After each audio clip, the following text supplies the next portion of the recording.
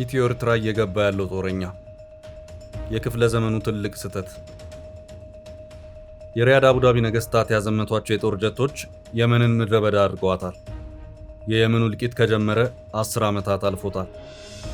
ለየመን ህዝብ የእርዳታ እህል፣ መድኃኒትና ሌሎች ቁሳቁሶች እንኳን እንዳይደርስ አውሮፕላን ማረፊያዎች፣ ወደቦች፣ የመኪና መንገዶች ተዘግተውበታል ወይም ፈራርሰዋል። እስከ 2011 ድረስ የኢትዮጵያ፣ የኤርትራ፣ የኢራቅ በተለይ ደግሞ ከ250 ሺህ በላይ ሶማሊያ ስደተኞችን ስታስተናግድ የነበረችው ሀገር የመን 25 ሚሊዮን ከሚገመተው ህዝቧ 85 በመቶ ያሉ አስቸኳይ ምግብ እርዳታ ፈላጊ ነው። የሱዳን ተፋላሚ ኃይሎች ድጋፍም በእነዚሁ ሀገራት ላይ የተመሰረተ ነው። በጀነራል አብዱልፈታህ አልቡርሃን የሚመራው የሱዳን ጦር ኃይል የሚደገፈው በግብፅ፣ ቱርክ፣ ሩሲያ እና ኢራን መሆኑን ታዛቢዎች ይገልጻሉ። የሱዳን ፈጥኖ ደራሽ ኃይሉ ደግሞ በተባበሩት አረብ ኤሚሬትስ ይደገፋል። የሪያድና የአቡዳቢ ነገስታት በ3 ወር ዕድሜ ሊያጠናቅቁ ፎክረው የተዘፈቁበት ጦርነት ዛሬም አላባራም። የሰው ሀገር ማፍረስን የተካኑት ሁለቱ መሐመዶች ግን የየራሳቸውን ሀገር የበላይ ለማድረግ ዛሬ ላይ ጎራ ለይተው ጠመንጃቸውን እየወለወሉ ነው። የተባበሩት አረብ ኤሚሬቶችና ሳውዲ አረቢያ ሁሌም ባላንጣ አልነበሩ። በግብፅ አብዱልፈታህ አልሲሲ ስልጣን እንዲጨብጡ በማገዝ አብረው ተሰልፈዋል። እንደ ዛሬው ሆድና ጀርባ ሳይሆኑ በፊት በሊቢያና በየመን ጉዳይ ተቀራራቢ አቋም ነበራቸው። በእስራኤልና በፍልስጤም ጉዳይም ከአረብ ሊግ ሀገራት መካከል የሚቀራረብ አቋም አራምደዋል። አሁን ደግሞ የሰንዓውንና የካርቱሙን ቁማር በአስመራና አዲስ አበባ ሊቆምሩ ሁለቱ መሐመዶች ተፋጠዋል።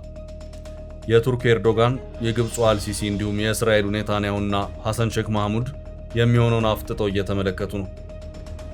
ሰላም ጤና ይስጥልን የተከበራችሁ ውድ ቤተሰቦቻችን፣ ይህንን አንገብጋቢ ጉዳይ በጥልቀት እንፈትሸዋለን። አብራችሁን ቆዩ።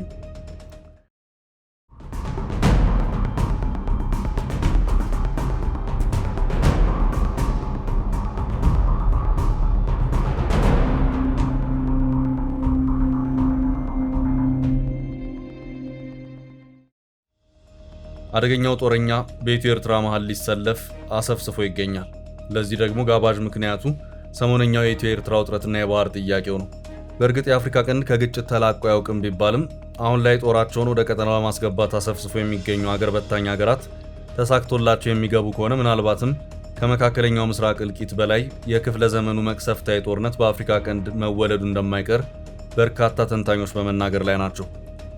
ውስብስብ በሆነው በአፍሪካ ቀንድ በተለይም በአዲስ አበባና በአስመራ መካከል የተፈጠረውን ውጥረት ተከትሎ የሳውዲው መሐመድ ቢን ሰልማን እና የአቡዳቢው መሐመድ ቢን ዛይድ በየመንና በሱዳን እንደለመዱት ግፋ በለው እያሉ ይገኛሉ። የቱርኩ ፕሬዝዳንት ረሲብ ጣይብ ኤርዶጋን እና የእስራኤሉ ጠቅላይ ሚኒስትር ቤንያሚን ኔታንያሁ ደግሞ በሀርጌሳና በሞቃዲሾ ከትመው ይገኛሉ። የሰንዓን ዕጣ ፈንታ የሰጧትን ካርቱምን እያወደሟት ያሉት የአረቡ ዓለም ሀገራትና ፈርዖኖችም የኢትዮ ኤርትራን ፍጥጫ እያነፈነፉ ሲሆን ከሰሞኑም በፖርት ሱዳን ላይ ጽምዶ የተሰኘውን እንቅስቃሴ አስጀምረዋል። ሁሉም ነገር የሚጀምረው ከጠቅላይ ሚኒስትር አብይ አህመድ መምጣትና ከባህር በር ጥያቄው ነው።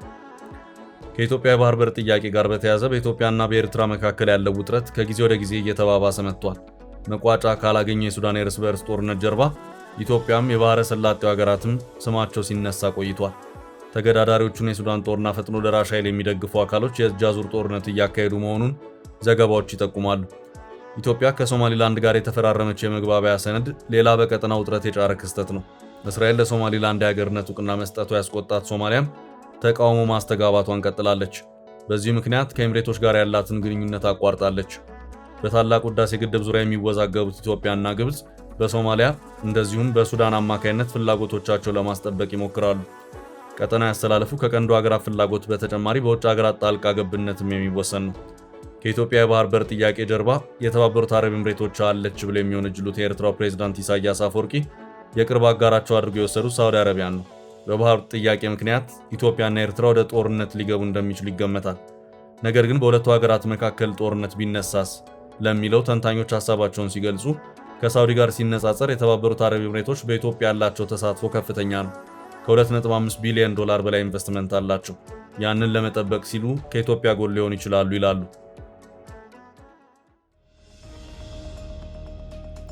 በባላንጣነት የሚታዩት የመካከለኛው ምስራቅ ኃይሎች የገቡበት ጂኦፖለቲካዊ ፉክክር በአፍሪካ ቀንድ ፖለቲካዊ፣ ዲፕሎማሲያዊና ወታደራዊ ለውጦች እንዲታዩ ምክንያት ሆኗል። በዚህ መሃል የተገኙት የቀንዱ ሀገራት በበኩላቸው የእነዚህ ኃይሎች ሽኩቻና ተያያዥ ለውጦችን እንዴት እንደሚያስተናግዱት በማጤን ላይ ናቸው። በሳዑዲ አረቢያና በተባበሩት አረብ ኤምሬቶች መካከል የቀጠለ ውጥረት እንደ ኢትዮጵያ፣ ሶማሊያ፣ ሱዳን፣ ኬንያና ጅቡቲ ያሉ ሀገራት አጋጣሚውን ለመጠቀም ወይም ሁኔታው የሚያመጣውን ለውጥ ለመቋቋም እየሞከሩ ነው። እስራኤል ነፃ ሀገርነቷን ላወጀችው ሶማሊላንድ የሰጠችውን ድንገተኛ ሀገርነት እውቅና እንዲሁም በቀጠና ያላትን ተጽዕኖ እያሰፋች የምትገኘው ቱርክ ጉዳይም ሀገራቱን አማራጫቸውን እንዲመለከቱ አድርጓቸዋል። ተመሳሳይ ፍላጎት እንዳላቸው የሚታሰቡት ሳዑዲ አረቢያ፣ ቱርክ እና ግብጽ አካሄዳቸው ከተባበሩት አረብ ኤምሬቶችና ከእስራኤል ግቦች ጋር የሚጣረስ ተደርጎ ይቆጠራል። አንዳንድ የአፍሪካ ቀንድ ሀገራት ለየትኛው አካል እንደሚወግኑ በግልጽ አሳይተዋል። ሌሎች ደግሞ ምንም እንኳን ወደ አንዱ ቢያዘነብሉም አካሄዳቸውን ጥንቃቄ የተሞላበት አድርገዋል። ምንም እንኳን ኢትዮጵያ በተባበሩት አረብ ኤምሬቶችና በሳዑዲ አረቢያ ፍትጊያ ውስጥ ይፋ አቋም ላለማሳየት ብትጠነቀቅም የአቡዳቢ የቅርብ አጋር መሆኗን ቀጥላለች። የመገናኛ ብዙሃን ዘገባዎች እንደሚያመለክቱት የተባበሩት አረብ ኤምሬቶች ከሱዳን ጦር ጋር እየተዋጋ ላለው የሱዳን ፈጥኖ ደራሽ ኃይል መሳሪያ ለማስተላለፍ ተጠቀምባቸው የነበሩት የሶማሊያና የምስራቃዊ ሊቢያ መስመሮች ተስተጓጉለውባታል። ይህንንም ተከትሎ ለአማጺው ኃይል መሳሪያ ለማቅረብ በኢትዮጵያ ላይ ያላት ጥገኝነት እየጨመረ መምጣቱን ዘገባዎች ያሳያሉ። የዜና ወኪሉ ሮይተርስ በተባበሩት አረብ ኤምሬቶች የገንዘብ ድጋፍ የተደረገለትና የሱዳን ፈጥኖ ደራሽ ኃይል ስልጠና የሚሰጥበት ሚስጥራዊ ካምፕ ኢትዮጵያ ውስጥ መቋቋሙን የሚያትት የምርመራ ዘገባ በቅርቡ አውጥቷል። ይህ ዘገባ ከወጣ ከቀናት በኋላ የኢትዮጵያ መገናኛ ብዙሃን ባለስልጣን የአፍሪካ ህብረት ስብሰባን ሊዘግቡ የነበሩ የሮይተርስ ጋዜጠኞችን ፍቃድ እንደሰረዘ እንዲሁም የዜና ወኪሉን ሌሎች ዘጋቢዎች ፍቃድ ሳያድስ እንደቀረ ተገልጿል። የተባበሩት አረብ ኤምሬቶች የፈጥኖ ደራሽ ኃይሉን ካምፕ በገንዘብ መደገፏን እንዲሁም በሱዳን ጦርነት መሳተፏን በተመለከተ የቀረቡ ክሶችን ውድቅ አድርጋለች። ኢትዮጵያ ለፈጥኖ ደራሽ ኃይሉ ድጋፍ እያደረገች ነው የሚለው ውንጀላ በሱዳን ባለስልጣናት በኩልም ቀርቦ ነበር። የኢትዮጵያ መንግስት የፈጥኖ ደራሽ ኃይሉ ተዋጊዎችና አጋሮቻቸው ከሀገሪቱ ተነስተው ብሉ ናይል ግዛት ውስጥ የሚገኙ የሱዳን ኃይሎች ላይ ጥቃት እንዲከፍቱ እንደፈቀደ በመግለጽ ከሰዋል። የኢትዮጵያ ድንበር ቅርብ በሆኑ የሱዳን አካባቢዎች በፈጥኖ ደራሽ ኃይል የሚፈጸሙ ጥቃቶች እየጨመሩ መምጣታቸውን ይህንን ክስ ለማጠናከር የሚጠቀሙበትም አልጠፉም። እናም ከኤርትራ ጋር የገባችበት ውጥረት እየተካረረ የመጣው ኢትዮጵያ ከተባበሩት አረብ ኤምሬቶች ጋር ያላት ግንኙነት መጠናከሩ አስመራ ሌላኛውን ጽንፍ እንድትይዝ አድርጓታል። ኤርትራን አካሄድ መከተል የጀመረችው የመካከለኛው ምስራቆቹ ሀገራት ባላንጣዎች ከመሆናቸው አስቀድሞ ነበር። የኤርትራ ፕሬዝዳንት ኢሳያስ አፈወርቂ ጥር ላይ በሰጡት ቃለ መጠይቅ ኢትዮጵያ የባህር በርን በተመለከተ ከያዘችው ፈርጣማ አቋምና በአሰብ ወደብ ላይ ከምታነሳው የሉዓላዊነት ጥያቄ ጀርባ የተባበሩት አረብ ኤምሬቶች እንደምትገኝ በመጥቀስ ከሰዋል። በተጨማሪም የተባበሩት አረብ ኤምሬቶች ኢትዮጵያንና ሌሎች ጎረቤት ሀገራትን በመጠቀም ሱዳንን የመውረር ፍላጎት አላት ሲሉ ወንጅለዋል። ኤርትራ የሳውዲ አጋር ከሆነችው ግብጽ ጋር ያላት ግንኙነት ከሪያድ ጋር ትስስሯ እንድታጠናክር አግዟታል። ባለፉት ቅርብ ወራትም የሶስቱ ሀገራት መሪዎችና ባለስልጣናት ሪያድ፣ ካይሮና አስመራ ውስጥ ተገኝተው ስለ ቀይ ባህር ደህንነት ተከታታይ ውይይቶችን አድርገዋል። ጅቡቲም እንደ ኤርትራ ሁሉ ከተባበሩት አረብ ኤምሬቶች ጋር ያላት ግንኙነት ባለፉት ዓመታት እየሻከረ ከሳውዲ አረቢያ ጋር ደግሞ ይበልጥ እየተወዳጀች መጥታለች። በዚህም የተነሳ የሁለቱ ሀገራት የቅርብ ጊዜያት ሁኔታዎች በጅቡቲ አቋም ላይም ብዛም ለውጥ አላመጡም። ከዚህ በበለጠ ለጅቡቲ አሳሳቢ የሆነ ጉዳይ እስራኤል ለሶማሊላንድ የሰጠችው እውቅና ነው። የጅቡቲ ወደብ ዋነኛ ተጠቃሚ የሆነችው ኢትዮጵያም ቴል አቪቭን ተከትላ ለሶማሊላንድ እውቅና ልትሰጥ ትችላለች የሚል ስጋት ጭሮባታል። አዲስ አበባና ሀርጌሳ የወደብ ስምምነት ላይ የሚደርሱ ከሆነ 95 በመቶ የሚሆነውን የኢትዮጵያን የባህር ላይ ገቢና ወጪ ንግድ በምታስተናግደው ጅቡቲ ላይ ከፍተኛ የንግድ ኪሳራን ያመጣል። በዚህ ምክንያት ጅቡቲ ሶማሊያ የሶማሌላንድ እውቅናን በመጻረር የከፈተችውን ዲፕሎማሲያዊ ዘመቻ በማገዝ ከፍተኛ ሚና እየተጫወተች ነው። የአረብ ሀገራት ሚና ጎልቶ መታየት የጀመረው ከጠቅላይ ሚኒስትር አብይ አህመድ ወደ ስልጣን መምጣት በኋላ ነው። ኤምሬቶችና ሳውዲ በኢትዮጵያ በተለያዩ ዘርፎች በቢሊዮን ዶላሮች የሚቆጠር ኢንቨስትመንት አላቸው። ጠቅላይ ሚኒስትር አብይ አህመድ ስልጣን መያዛቸውን ተከትሎ የተባበሩት አረብ ኤምሬቶች ወደ 3 ቢሊዮን ዶላር ገደማ በኢትዮጵያ ላይ አውጥታለች። የኢትዮጵያና የተባበሩት አረብ ኤምሬቶችን ግንኙነት በሁለት ምዕራፍ ይከፍሉታል። ከአውሮፓውያኑ 2018 በፊትና በኋላ በሚል በንግድና ኢንቨስትመንት፣ በልማት ድጋፍ፣ በግንባታ፣ በኤነርጂ፣ በሰብአዊ ድጋፍ እና ሌሎችም ዘርፎች ከ2018 በፊት የነበራቸው ሚና ውስን ነበር። በሀገራት መካከል የሚፈጠር የፖለቲካ የሚሆን የምጣኔ ሀብት ትስስር ከትንሽ ተነስቶ እንደሚያድግ በመጥቀስ የኢትዮጵያና ኤምሬቶች ግንኙነት ግን ለውጡ ድንገት የመሆኑ ጥርጥር የለውም። ኢትዮጵያና የተባበሩት አረብ ኤምሬቶች አንዳቸው የሌላኛቸውን ሰላምና ደህንነት እንዲሁም የግዛት አንድነት ለማስጠበቅ ያላቸውን ስትራቴጂክ አጋርነት በድጋሚ አረጋግጠዋል። የሁለቱ ሀገራት የውጭ ጉዳይ ሚኒስትሮች በጋራ ባወጡት መግለጫ ቀጠናዊ መረጋጋትን አደጋ ላይ የሚጥሉ ተግዳሮቶችን ለመፍታት ያላቸውን ቁርጠኝነትም ገልጸዋል። የተባበሩት አረብ ኤምሬቶችና የሳውዲ አረቢያን ፍላጎት ስንመለከት አንደኛው ትንታኔ መረጋጋት በራቀው የአፍሪካ ቀንድ ፖለቲካ ምክንያት የደህንነት ስጋት ውስጥ ላለመግባት እንዲሁም የምጣኔ ሀብት ፍላጎትን ለማስጠበቅ ይሻሉ የሚለው ይሆናል። በእርግጥ አገራቱ በአፍሪካ ቀንድ የጦር ማዕከል ማስፋፋት ይፈልጋሉ። ቀጠናው ከፍተኛ የንግድ እንቅስቃሴ የሚካሄድበት መሆኑ እሙን ነው። አገራቱ በምስራቅ አፍሪካ ኢንቨስትመንቶቻቸውን ማስጠበቅ ይሻሉ። ከትግራይ ጦርነትና በአማራ ክልል ካለው ግጭት እንዲሁም ከኦሮሚያ ክልል አለመረጋጋት ጋር በተያያዘ የኢትዮጵያ ሰላምና ደህንነት ጥያቄ ውስጥ ቢገባም በአፍሪካ ቀንድ ጠንካራ ከሚባሉት አንዷ እንደመሆኗ ሀገራት ትስስራቸውን ማጠናከር ይፈልጋሉ። ወታደራዊ ሱዳን መንግስት የተባበሩት አረብ ኤምሬቶች ለፈጥኖ ደራሽ ኃይሉ የምትሰጠውን ወታደራዊና የገንዘብ ድጋፍ ለዓመታት ሲቃወም ቆይቷል። ፍሬ ባያፈራለትም። በዚህም የተነሳ የሳውዲና ኤምሬቶች መቃቃር ለሱዳን ጦር ጥሩ አጋጣሚ ፈጥሮለታል። ላለፉት በርካታ ወራት ሱዳን ሳውዲ የተባበሩት ኤምሬቶች ላይ ያላትን ንዴት በዝምታ ስትጠቀምበት ቆይታለች። የሱዳን ጦር ከፓኪስታን ጋር ለተፈራረመው የ1.5 ቢሊዮን ዶላር የጦር መሳሪያ ግዢ የገንዘብ ድጋፍ ያደረገችው ሳውዲ እንደሆነች በሰፊ ይታመናል። ይህ ግዢ ስምምነት የሱዳን ጦር ዘመናዊ ድሮኖችንና ጸረ አውሮፕላን ሚሳይሎችን ታጥቆ አቅሙን እንዲያጠናክር የሚያደርግ ነው። በፈጥኖ ደራሽ ኃይሉ ላይ ብልጫ እንዲኖረውም ያስችለዋል። የሱዳን ጦር ከጥር መጨረሻ አንስቶ ከፈጥኖ ደራሽ ኃይሉ ጋር በሚያደርገው ጦርነት ድልን እየተቀዳጀ ነው። ፈጥኖ ደራሽ ኃይሉ የደቡብ ኮርዶፋን ግዛት ዋና ከተማ በሆነችው ካዱግሊ ላይ ለ2 ዓመታት አድርጎት የነበረውን ከበባ ሰብሯል። በዚያው ግዛት ውስጥ የምትገኘው ዴሊንግ ከተማ ገብታበት የነበረው ከበባም እንዲሁ አብቅቷል። የሀቢላ ከተማንም በእጁ አስገብቷል። ጦሩ የፈጥኖ ደራሽ ኃይሉን የአየር መከላከያ ስርዓቶችን አውድሟል። በዳርፉርና በኮርዶፋን ግዛቶች የሚገኙ ወሳኝ ይዞታዎቹ ላይም ጥቃት ፈጽሟል። ከሁሉም በላይ ሳውዲ ተጽዕኖ ፈጣሪነት ምስጋና ይግባውና የአሜሪካ መንግስት በጦርነቱ ላይ ለሱዳን ጦር የተመቸ አቋም ይዟል። ሳውዲም የሱዳን ፈጥኖ ደራሽ ኃይል ላይ እንዲሁም የተባበሩት አረብ ኤምሬቶች ለቡድኑ የምታደርገውን ድጋፍ በተመለከተ የምታሰማው ተቃውሞ እየጨመረ መጥቷል። ይህ በእንዲህ እንዳለ ሰሞነኛውን የጽምዶ እንቅስቃሴ ተከትሎ በግብጽ በምትዘወረው ኤርትራና ኢትዮጵያ መካከል ውጥረቱ እያየለ መጥቷል። የኢትዮጵያ ሀገር መከላከያ ሰራዊትም ጽምዶ በሚባለው አዲስ እንቅስቃሴ አማካኝነት የኢትዮጵያን ሉዓላዊነት ለመጋፋት የሚደረግ ማንኛውም ሙከራ ቢኖር ሊወስድ ስለሚችለው እርምጃ በአዲስ አበባ ለሚገኙ የዲፕሎማቲክ ማህበረሰብ አባላት ማብራሪያ መስጠቱን አስታውቋል። በመከላከያ ሚኒስቴር የውጭ ግንኙነትና ወታደራዊ ትብብር ዳይሬክተር የሆኑት ሜጀር ጀነራል ተሾመ ገመቹ ይህንን ሀሳብ መሬት ላይ ለማውረድ የሚደረግ ማንኛውም ጥረት ከመንግስት ከባድ እርምጃ እንደሚያስከትል አስጠንቅቀዋል። ሜጀር ጀነራሉ ጽምዶን የፈርዖንን ቀንበር በተሸከሙ ኢትዮጵያውያንና በአካባቢ ባሉ ጥቂት ስብስቦች የተፈጠረ ጸረ ሉዓላዊነት እንቅስቃሴ ሲሉ ገልጸውታል። እንደ ዳይሬክተሩ ማብራሪያ መንግስት በአዲስ አበባ ለሚገኙ የዲፕሎማቲክ አባላትና የወታደራዊ አታሼዎች ጉዳዩንና የኢትዮጵያን አቋም በይፋ መስመሮች ለማስረዳት ሰፊ ጥረት አድርጓል።